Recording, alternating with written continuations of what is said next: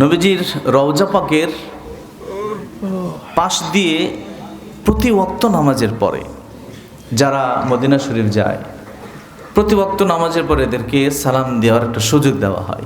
যারা গেছেন জানেন, এটাকে বলে বাবুস সালাম। বাব মানে দরজা, সালাম মানে শান্তি, নিরাপদ। এই শান্তির দরজা দিয়ে এশকে রসুলের মহব্বতে দেওয়ানা হয়ে ফানা হয়ে পৃথিবীর বিভিন্ন প্রান্ত থেকে তার উম্মতেরা, তার আশেকরা, প্রেমিকরা নামাজের পরে, প্রত্যেক নামাজের পরে এই বাবু সালাম দিয়ে ঢুকে আমার রসুলের পাকের রওজা পাকের পাশ দিয়ে সালাম দিতে দিতে দিতে দিতে বের হয়। খুব কাছ থেকে, একেবারে নবীজির রওজা পাকের থেকে ধরেন 15 ফিট দূরে হবে, এতটুকু কাছ দিয়ে, 15 থেকে সর্বোচ্চ 20 ফিট, এতটুকু কাছ দিয়ে এই আশেকরা যায় আর সালাম দিয়ে দিয়ে যায়। বলুন সুবহানাল্লাহ। আমি বেশ কয়েকবার তো যাওয়ার সুযোগ হয়েছে আপনাদের দোয়ায়। বাংলাদেশ সরকারের আপনারা জানেন যে হজ বিষয়ক প্রশিক্ষক গাইড আমি আল্লাহ পাক আমাকে সুযোগ দিয়েছে বাংলাদেশ ধর্ম মন্ত্রণালয়ের পক্ষ থেকে, মানে হাজি সাহেব যারা, তাদের স্পেশাল গাইড। তো সেই সুবাদে বেশ কয়েকবার যাওয়ার সুযোগ হয়েছে আমার। তা আমি দেখেছি পৃথিবীর বিভিন্ন দেশের মানুষ, কেউ কালা তো কেউ সাদা, কেউ খাটো তো কেউ বড়, কেউ যুবক কেউ বুড়া, কেউ লম্বা কেউ মোটা কেউ চিকন, প্রত্যেকটা মানুষের কারোর সাথে কোনো কথা নাই, কেউ কারো দিকে একবার তাকায়ও না। সবাই যেন একটাই তার লক্ষ্য এবং উদ্দেশ্য, কখন আমার নবীজির কাছে যাবে এবং সালাম দিবে।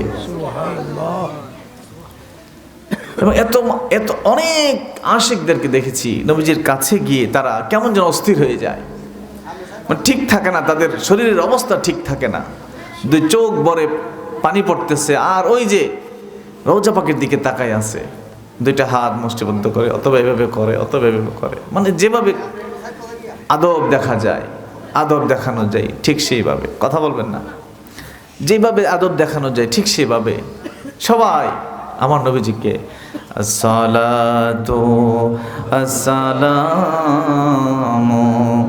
আলাইকা ইয়া রাসূলুল্লাহ,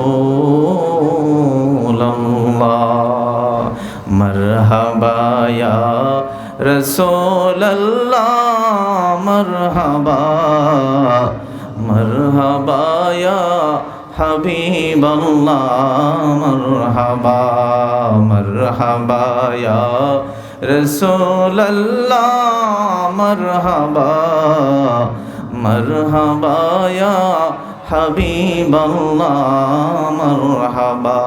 মানে যে যেটা পারছে, যেভাবে এক একজন এক একটা, সবার আবার অনেকের তো আরবি ভাষা না, যার যার দেশের ভাষা, সেই ভাষার মধ্যে বলতেছে। অনেক কথা বোঝা যায়, কিছু কথা বোঝা যায় না।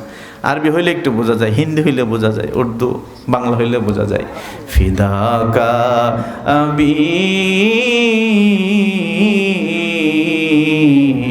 ওয়া উম্মি ইয়া রাসূলুল্লাহ, ইয়া রাসূলুল্লাহ, আমার বাবা আমার মা আপনার কদমে উৎসর্গ করে দিলাম।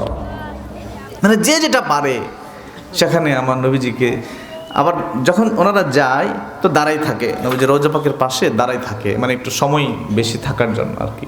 তো পুলিশরা তো স্বাভাবিক জ্যাম হয়ে যায়, ভিড় হয়ে যায়, তো ওরা ধাক্কায় ধাক্কায় বের করে। ওদের দোষ নেই আসলে, নাহলে হাজার মানুষ লাখো মানুষ সবারই তো সুযোগ দেওয়া দরকার। তো ওরা ওই টেনে টেনে বের করে, আল্লাহ হাজি আল্লাহ হাজি, তো ইমসি আল্লাহ হাজি ইমসি, মানে এই হাজি আপনি চলেন, হাঁটেন হাঁটেন, আপনি হাঁটেন, আপনি যান, এরকম করে তারা যায়।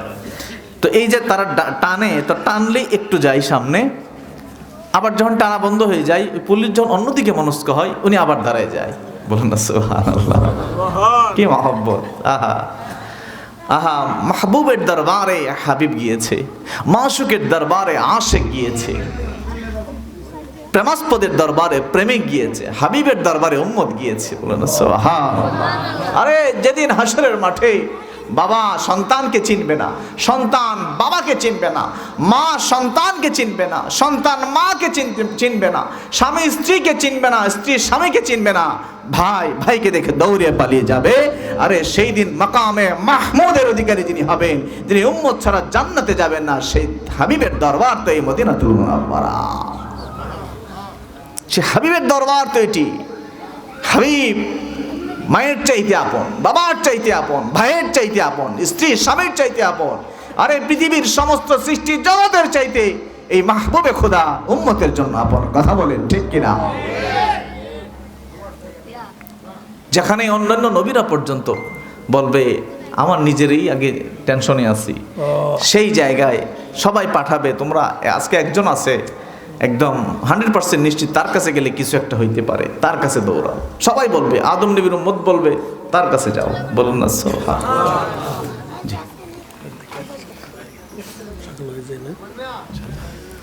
তো তারা এক একজন এক একটা বলে। তো যখন ওই পুলিশ বের করে দেয়, আবার দাঁড়ায়, আবার টানে, আবার দাঁড়ায়। সেই মানে একটা এশকের খেলা, যেন দেওয়ানা হয়ে সেই বাড়ি থেকে, ইন্দোনেশিয়া থেকে, মালয়েশিয়া থেকে, বাংলাদেশ থেকে, সুদান থেকে, পৃথিবীর বিভিন্ন দেশ থেকে সেখানে দৌড়ে শুধু আমার নবীজির কাছে গিয়ে সালাম জানাবে, এই জন্য পাগল পারা হয়ে গিয়েছে। বলুন সুবহানাল্লাহ। আপনাদের যেতে মন চায় কি চায় না বাবা?